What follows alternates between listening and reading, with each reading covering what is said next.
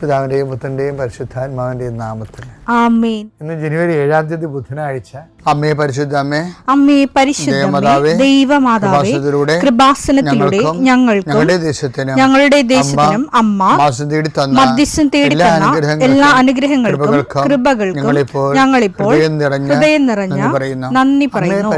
അമ്മേ പരിശുദ്ധമേ, ദൈവമാതാവേ, 2004 ഡിസംബർ 7 ഉച്ചകഴിഞ്ഞ് 2:30 കൃപാസനത്തിൽ സംഭവിച്ച അമ്മയുടെ പ്രത്യക്ഷപ്പെടലിനെ കുറിച്ച് തിരുസഭയ്ക്ക് സമർപ്പിച്ചിരിക്കുന്ന പഠനരേഖകളുടെ സഭാത്മകമായ പഠനം ആരംഭിക്കുവാൻ ഞങ്ങൾ പ്രാർത്ഥിക്കുന്നു.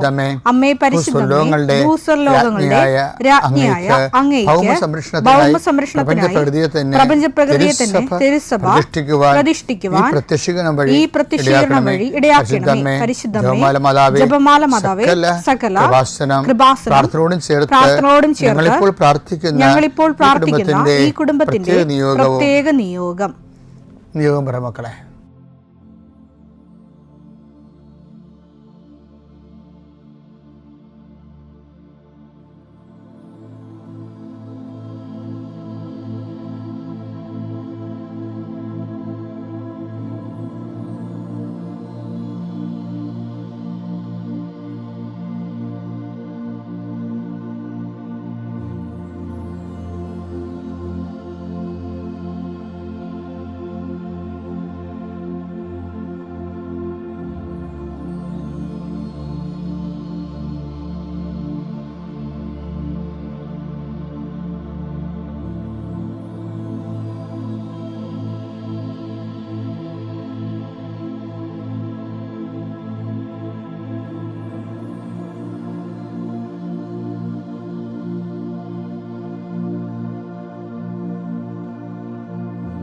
അമ്മയുടെ പ്രത്യക്ഷീകരണത്തിന്റെ ഈ അനുഗ്രഹവേളയിൽ ഞങ്ങൾക്ക് സാധിച്ചു തരുവാൻ കനിയണമേ.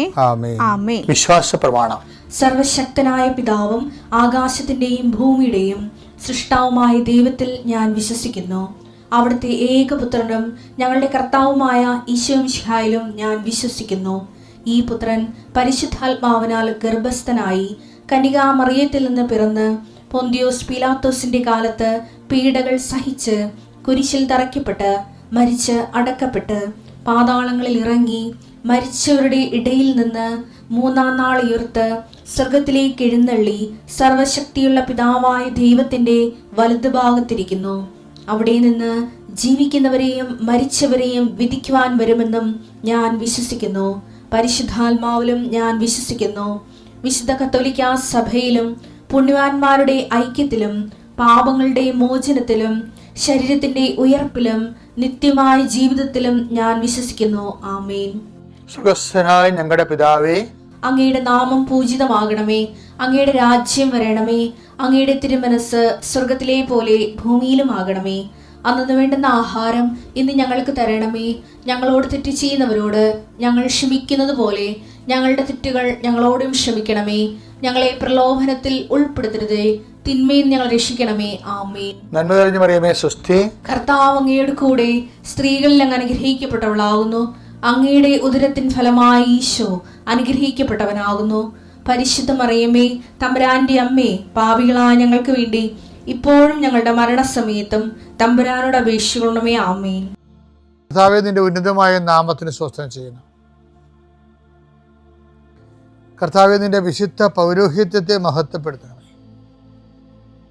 കർത്താവ്, ഈ പ്രഭാതത്തിലെ അങ്ങയുടെ മക്കളെ കാത്തു കൊതിച്ചിരിക്കുകയാണ് ഈശോയെ. നിന്റെ വലതുകരത്തിൻ്റെ ഒരാശീർവാദം കിട്ടാൻ വേണ്ടി. കർത്താവേ, ഇന്ന് യാത്രയ്ക്ക് ഒരുങ്ങുന്ന ഓരോ മക്കളുണ്ട്.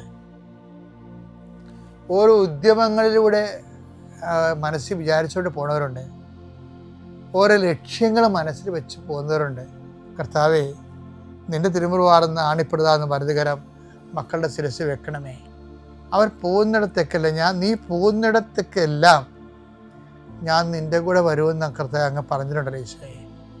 അങ്ങയുടെ സഞ്ചാര സാന്നിധ്യം അങ്ങയുടെ മക്കളുടെ കൂടെ ഉണ്ടായിരിക്കണമെന്ന് പ്രാർത്ഥിക്കുന്നു. കർത്താവേ, ഉദ്യോഗത്തിൻ്റെ കാര്യത്തിന് വേണ്ടി പോകുന്നവരുണ്ട്, പഠന കാര്യങ്ങൾക്ക് വേണ്ടി പോകുന്നവരുണ്ട്, ജീവിത വ്യാപാരങ്ങൾക്ക് സാമ്പത്തിക കാര്യങ്ങൾക്ക് വേണ്ടി പോകുന്നവരുണ്ട്, ജോലി സംബന്ധമായ കാര്യങ്ങൾക്ക് വേണ്ടി പോകുന്നത് അവരുടെ എല്ലാം കർത്താവിന് തിരുസേന സമർപ്പിക്കുന്നു. ടെസ്റ്റ്, ഇൻ്റർവ്യൂ, പരീക്ഷ, അതുപോലെ ഏജൻസി, ക്രയവിക്രയങ്ങൾ, ജീവിതമാർഗങ്ങൾ, വിദൂര യാത്രകൾ, അങ്ങനെ ബന്ധുത്വം മുടക്കി പോകുന്ന വിവാഹ യാത്രകൾ, ഈശോയെ എവിടെയെല്ലാമൊക്കെ പോകുന്നു അവിടെയെല്ലാം അങ്ങയുടെ മക്കളുടെ കൂടെ നീ ഉണ്ടാകണമേ എന്ന് പ്രാർത്ഥിക്കുന്നു. ഇന്നത്തെ മുഴുവൻ യാത്രകളിൽ കർത്താവ് നിൻ്റെ കൂടെ ഉണ്ടാവുകയും മാതാവ് നിൻ്റെ വലതുകരം ഗ്രഹിക്കുകയും സഞ്ചാരി മാതാവ് രാത്രി നീ തിരികെ വരുമ്പോൾ നിന്നെ ആരോഗ്യത്തോടെയും സമാധാനത്തോടെയും സുരക്ഷിതമായി ദൈവം നിന്നെ തിരികെ എത്തിക്കുകയും ചെയ്യട്ടെ. നിത്യം പിതാവും പുത്രനും പരിശുദ്ധാത്മാവും സുരക്ഷ നീക്കുവാമേ. എൻ്റെ പ്രിയപ്പെട്ടവരെ, കൃപാസനം തുടങ്ങിയ കാലത്തിലെ 1987 അന്നൊക്കെ ആൾക്കാരെ ഞാൻ കാണുമ്പോൾ എൻ്റെ ഈ ആൾക്കാർക്ക് ഇന്ന് പത്രത്തിൻ്റെ ചീട്ട് പോലെ അന്നൊരു ചീട്ടുണ്ടായിരുന്നു. അതിന്മേൽ ഒരു വചനം ഉണ്ടായിരുന്നു. ആ വചനം ഇതാണ്. എന്താണ്? യെശയ്യാ 50:4. പരീക്ഷീണന് ആശ്വാസം നൽകുന്ന വാക്ക്, പരീക്ഷീണന് ആശ്വാസം നൽകുന്ന വാക്ക്, ദൈവമായ കർത്താവ് എന്നെ ശിഷ്യനെ എന്നതുപോലെ അഭ്യസിപ്പിച്ചു. അതായത് ഈ ആൾക്കാർക്ക് നമ്മൾക്ക് വാക്കുകൾ കൊടുക്കുമ്പോൾ അവർക്ക് ആശ്വാസം കിട്ടും. വാക്കിന് അങ്ങനെ ഒരു ഗുണമുണ്ട്. കർത്താവിൻ്റെ വാക്കിന് ഒരു ഗുണമുള്ളതെന്ന് വെച്ച് കഴിഞ്ഞാൽ അത് കേൾക്കുന്നവന് ആശ്വാസം കിട്ടും. അപ്പോൾ വാക്കിലൂടെയാണ് ആശ്വാസം വരേണ്ടത്. ഇപ്പം അധ്വാനിക്കുന്നവരും ഭാരം വഹിക്കുന്നവരും, ഇപ്പം നമ്മൾ ഇന്നലെ കണ്ടില്ലേ, അധ്വാനിക്കുന്നവരും ഭാരം വഹിക്കുന്നവരും എൻ്റെ അടുക്കൽ വരിക, ഞാൻ നിങ്ങളെ ആശ്വസിപ്പിക്കാം. എന്നിട്ട് ഈശോ എന്താ പറഞ്ഞത്? എങ്ങനെ ആശ്വസിപ്പിക്കണത്? മത്തായി 11:29. ഞാൻ ശാന്തശീലനും വിനീത ഹൃദയനുമാകയാൽ എന്റെ നുകം വഹിക്കുകയും എന്നിൽ നിന്ന് പഠിക്കുകയും ചെയ്യും, അപ്പോൾ നിങ്ങൾക്ക് ആശ്വാസം ലഭിക്കും. അതാണ് വിഷയം. അല്ല, ആശ്വാസം ഇങ്ങനെ അരക്കര തൂക്കി തരികയല്ല, അല്ലെങ്കിൽ ഒരു ഗ്ലാസ് ഒഴിച്ചു തരികയല്ല കുടിക്കാൻ വേണ്ടി. എന്നിൽ നിന്ന് പഠിക്കുവേൻ. കർത്താവ് വചനത്തെ മാംസമായ ആളാണ്.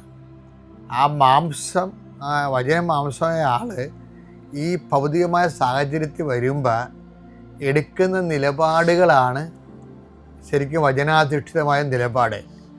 അതാണ് നമുക്ക് ആശ്വാസം തരേണ്ടതെന്നാണ് പറഞ്ഞത്. ആ വചനാധിഷ്ഠിതമായ നിലപാട്, നിങ്ങൾ എന്നിൽ നിന്ന് പഠിക്കുവേൻ, അപ്പോൾ നിങ്ങൾക്ക് ആശ്വാസം ലഭിക്കുമെന്ന് പറയുന്നത്. അപ്പോൾ കർത്താവിൽ നിന്ന് പഠിക്കണതിൻ്റെ ഒന്നാമത്തെ കാര്യം എന്താണ്? ഞാൻ ശാന്തശീലനാണെന്ന്. ഇപ്പം വ്യഗ്രത, ഇപ്പം ഈശോയുടെ വാക്ക് പറഞ്ഞില്ലേ, ശാന്തശീലർ അനുഗ്രഹരാകുന്നു, അവർ ഭൂമി കൈവശമാക്കും. മത്തായി 5:5. ശാന്തശീലർ ഭാഗ്യവാന്മാർ. ശാന്തശീലരാണെങ്കിൽ അവർ ബ്ലെസ്സഡ് ആണ് എന്നാ പറയണേ. അവർ ഭൂമി അവകാശമാക്കും. അപ്പൊ ഇതിൻ്റെ ഒരു ഷാഡോ വേർഡ് ഉണ്ടേ. ശാന്തശീലർ ബ്ലെസ്സഡ് ആണ്. അപ്പം കർത്താവ് വാക്ക് ഉപയോഗിക്കുമ്പോഴേ ഈ ശാന്തശീലർ എന്ന് പറയുമ്പോൾ അവർ അനുഗ്രഹമെന്ന് പറയുമ്പോൾ തന്നെ അതിൻ്റെ ഓപ്പോസിറ്റ് വാക്ക് കർത്താവ് ഉപയോഗിക്കുന്നുണ്ട്. എന്താണ്? ശപിക്കപ്പെട്ടവരെ എന്ന് പറയും. അതെന്താണ്? നിങ്ങൾ എന്നിൽ നിന്ന് അകന്നു പോകുവിനെന്ന് പറയും. അപ്പം അധ്വാനിക്കുന്നവരും ഭാരം വഹിക്കുന്നവരും എൻ്റെ അടുക്ക് വരിക പറയുന്നതും കർത്താവാണ്. ശപിക്കപ്പെട്ടവരെ അകന്നു പോകാൻ പറയണതും കർത്താവാണ്. അപ്പം അടുത്ത് പറയണത് എന്താണ്? ശാന്തശീലർ അനുഗ്രഹരാകുന്നു എന്ന് പറയും. എന്താ കാര്യം? ശാന്തശീലർ ഭൂമി കൈവശമാക്കും. എന്താ ഭൂമി എന്ന് വെച്ചാൽ ലക്ഷ്യം, നമ്മുടെ ജീവിത ലക്ഷ്യം കൈവശമാക്കണത് ദൈവത്തിൻ്റെ കൂടെ ആകുമ്പോൾ നമ്മൾ ചിലപ്പോൾ ചില കാര്യങ്ങൾ ഭയങ്കര സ്പീഡായിരിക്കും, പക്ഷെ ചില കാര്യങ്ങൾ സ്ലോ ആയിരിക്കും. അതെന്താ കാരണം? ഇപ്പോൾ OET പരീക്ഷ എഴുതിയ ആൾക്കാർ അവർ റിസൾട്ട് നോക്കാൻ വേണ്ടി എന്തുമാത്രം വ്യഗ്രത കൊണ്ട്, അല്ലേ, പഠിക്കാൻ വേണ്ടി എന്തുമാത്രം വ്യഗ്രത, എന്തുമാത്രം ആൾക്കാരോട് കോമ്പറ്റീറ്റ് ചെയ്താണ് അവർ പഠിക്കണത്. എന്നിട്ട് ദൈവത്തോട് നമ്മൾ അതിൻ്റെ IELTS സ്കോർ ഇംഗ്ലണ്ട് സ്കോർ, അതുപോലെ തന്നെ അയർലൻഡ് സ്കോർ എന്നൊക്കെ പറഞ്ഞ് ഓരോ രാജ്യത്ത് ഓരോ സ്കോർ വെച്ച് പഠിക്കുക. പക്ഷേ ഇപ്പോൾ ഈ IITs OIT ഒക്കെ ചിലത് വെറുതെ ഇനാക്റ്റീവായിട്ടിരിക്കുകയാണ്. ഇനി ആ രാജ്യങ്ങളൊക്കെ രണ്ടാമത് ആൾക്കാരെടുക്കാൻ തുടങ്ങണം. അപ്പം ദൈവത്തിന് ഇത് അറിയാവുന്ന കാരണം ദൈവം ഒരു 3 മാസം മുമ്പ് തന്നെ IITsഉം ഈ രാജ്യത്തിൻ്റെ വാതിലിനെ അടക്കാൻ പോകുന്ന ദൈവത്തിന് അറിയാതില്ല. അപ്പം ദൈവം ചിലപ്പോൾ അത് തരത്തില്ല നമുക്ക്. അപ്പം ആ ഒരു സ്ലോ ഡൗൺ ഉണ്ടാകും. അപ്പോൾ നമ്മളെന്ത് ചെയ്യണം? തന്നില്ലെന്ന് പറഞ്ഞ് വ്യഗ്രചിത്തരായി ദൈവത്തിനെ കുറ്റം പറഞ്ഞ് ചിലപ്പോൾ അതുപോലെ തന്നെ നമ്മൾ പ്രാർത്ഥനയും കുറച്ച് ഈ ഒരു ഇഡിയറ്റായിട്ട് നമ്മൾ ദൈവദൃശ്യത്തിന് പെരുമാറും. അതാണ് ഈശോ പറഞ്ഞത്, ശാന്തശീലർ അനുഗ്രഹരാകുന്നു. അപ്പം ദൈവികമായ പദ്ധതി നോക്കിപ്പാർത്തിരിക്കാനും ആവശ്യമില്ലാത്ത വ്യഗ്രത ഒന്നിടത്തും കാണിക്കാതിരിക്കാനും എന്നിൽ നിന്ന് അത് പഠിക്കേണ്ട വിഷയമാണെന്ന് ഈശോ പറയണത്. പഠിക്കണമെന്ന് പറയുമ്പോൾ അത് ഒരു പ്രോസസ്സാണത്, പ്രക്രിയയാണ്. അപ്പം അതിൻ്റെ അകത്തൊരു കുറച്ച് കാര്യങ്ങൾ മനസ്സിലാക്കിയിട്ട് ഏറ്റവും നല്ലത് അമ്മയായിരുന്നു. അമ്മ എല്ലാം ഹൃദയത്തിൽ സംഗ്രഹിക്കുമായിരുന്നു. 33 കൊല്ലം കഴിഞ്ഞിട്ടല്ലേ, അല്ല 30 കൊല്ലം കഴിഞ്ഞിട്ടല്ലേ ഈശോയിലെ ദൈവികമായ പദ്ധതി പ്രകടിപ്പിക്കപ്പെട്ടത്. ആ 30 കൊല്ലം എന്ന് പറയണത് അമ്മയുടെ ശാന്തശീലത ആണ്. ആ ശാന്തശീലതയാണ് ഹൃദയത്തിൽ സംഗ്രഹിച്ച് എല്ലാ പ്രതികൂലങ്ങളെയും ദൈവത്തിൻ്റെ വചനത്തിൽ വിശ്വസിച്ച് അമ്മ കാത്തിരുന്ന് 30ാമത്തെ വയസ്സിലാണ് യേശു സ്വയം പ്രകാശിതനാകണത്. അതും അങ്ങനെ കാത്തിരുന്നത് കൊണ്ടാണ് അമ്മയോട് പറഞ്ഞത്, നീ 30 കൊല്ലം കാത്തിരുന്നില്ലേ നിൻ്റെ ഈശോയുടെ ദൈവികമായ ദൗത്യം കാണാൻ, അതുകൊണ്ട് താക്കോല് നിൻ്റെ കയ്യിരിക്കട്ടെ, നീ തന്നെ അവൻ്റെ ദിവ്യപ്രകാശം മനുഷ്യനെ വെളിപ്പെടുത്തി കൊടുക്കൂ എന്നും പറഞ്ഞ് കാനായിലെ കല്യാണത്തിൽ കർത്താവിൻ്റെ ദിവ്യപ്രകാശം മഹത്വത്തെ തെളിയിക്കാൻ മറിയത്തിന് മഹത്വത്തിൻ്റെ താക്കോലാകുന്നത് അങ്ങനെയാണ്. ശാന്തശീലർ മറിയത്തെപ്പോലെ അനുഗ്രഹരാകുന്നു, അവർ ഭൂമി കൈവശമാക്കും.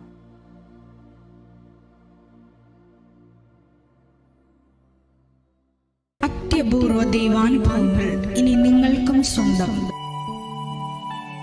ഈ യൂട്യൂബ് ചാനൽ ഇതുവരെ സബ്സ്ക്രൈബ് ചെയ്തിട്ടില്ലെങ്കിൽ ഇപ്പോൾ തന്നെ സബ്സ്ക്രൈബ് ചെയ്യുക. ഈ വീഡിയോ ഇപ്പോൾ തന്നെ നിങ്ങളുടെ സുഹൃത്തുക്കൾക്ക് ഷെയർ ചെയ്തുകൊണ്ട് കർത്താവിൻ്റെ പ്രേക്ഷിതരാകുക.